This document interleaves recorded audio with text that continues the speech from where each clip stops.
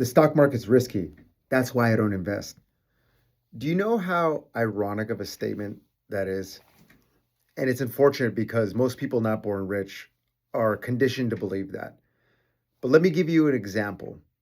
Most people would dream of having a pension, like your grandparents and probably some of your parents have, where you work your entire life and at the end, they take care of you to the day you die. They give you a fixed income to the day you die.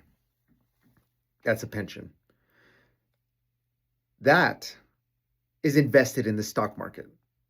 There's a pension fund manager who manages the pension, and they take all of the dues from everybody that pays in from the union, no matter what union, construction, police, Teamsters, fire department, right? No matter what it is. And that fund manager invests in stock. And you can Google, if you have a union, right? Google your union's name and put pension investments.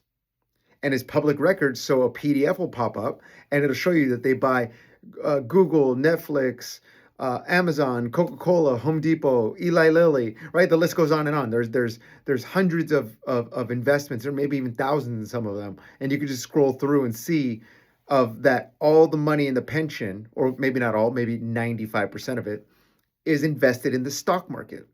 That's just one example. But also, what is also invested is Social Security money. So everything is invested in the stock market. If the stock market failed and went away, modern society as we know it is gone. Like the financial system, the banking system, if this ceases to exist, it's not going to matter what anyone has because no one's going to have anything. It's going to be complete anarchy. This idea was conditioned from the puppet masters to make average people not invest in the market so you never get ahead. This is exactly how it works. I spent 20 years in financial services and they have minimums. If you don't have at least $100,000, they're not going to talk to you about investing your money. Think about it. You've been to the bank.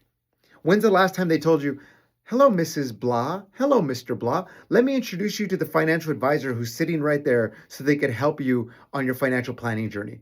They never have. But if you had $200,000 sitting in your checking account, they would roll out the red carpet. They don't care. You're on your own. You got to become financially literate on your own. Nobody's going to save you. You have to seek out this information. And that's the saddest thing is that most people aren't. They think they're going to get saved. Wake up. You have to become financially literate on your own. Okay? Just one guy's rant. What do I know?